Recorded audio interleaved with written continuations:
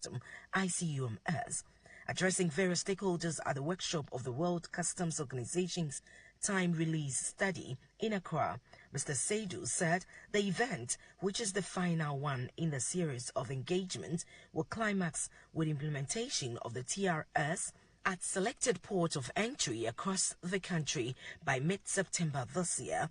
The TRS is a systematic and standardized way to measure the average time taken between the arrival and release of goods and has been recommended by the World Customs Organization.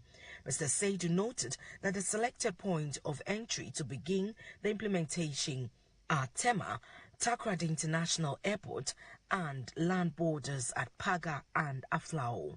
Key benefits of the TRS implementation, according to Mr. Seidu, will include improved efficiency of custom administration and other government agencies, reduction in transaction costs for traders, and better conditions for accelerating international movement of cargo, among others.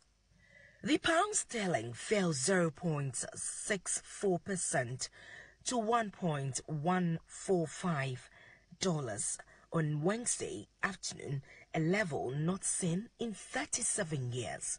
The Bank of England said a weaker outlook for the UK economy as well as a stronger dollar were putting pressure on sterling.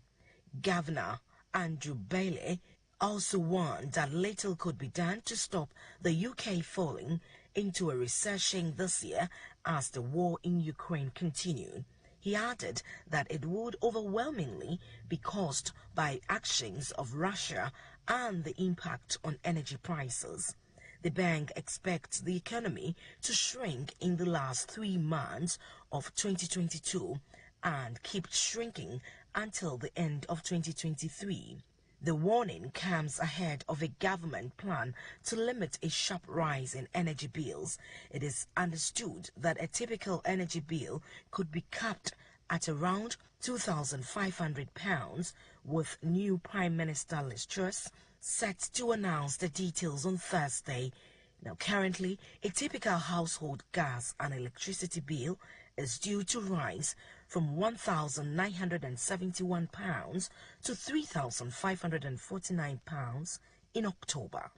In other stories, late container charges known as detention and demurrage (D&D) in the United States are the highest in the world, according to a recent report by Container Exchange, and are out of sync with D&D charges that have been falling around the globe.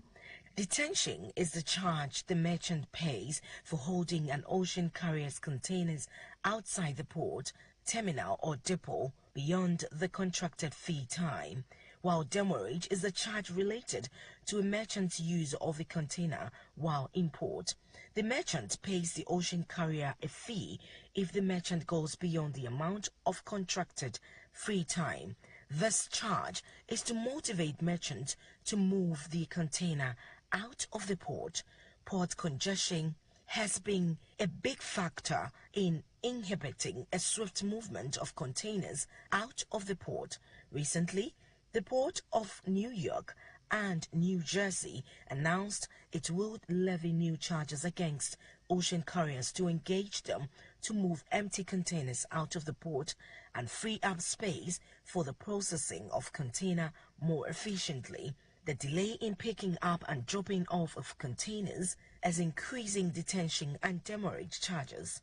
According to Container Exchange, the Port of New York and New Jersey rank #1 in the world in charges. The Commissioner General of the Ghana Revenue Authority (GRA), Amishadai Owusu-Amoah, has advised customs and tax authorities in Africa to build the capacities and skills as they prepare for the implementation of the African Continental Free Trade Agreement (AfTA). He was speaking in Accra during the opening ceremony of the 7th African Tax Research Network Congress, ATRN. The theme of the Congress was tax and revenue implications of the African Continental Free Trade Agreement. Some of the undertakings, he explained, would require that the members look at their capacities and skills as revenue authorities. In his welcome address, he opined that the implementation of AFTA will play a critical role in how we operate the tax authorities and customs authorities. He encouraged participants to participate in the debate to influence policy and the way we collect our revenue.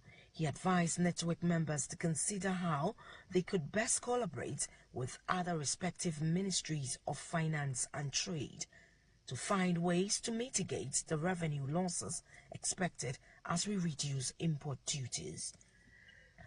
On this note, we'll wrap up this morning's edition of Maritime and Port News. Maritime and Port News is proudly sponsored by the Ghana Shippers Authority. They provide you with the best in all your shipping solutions. Contact them at the Shippers House in Accra. My name is Nanesi Boateng, my producer Kwekwa Boache. Have a great day. Spanish garlic mixture and in the capsules. A boom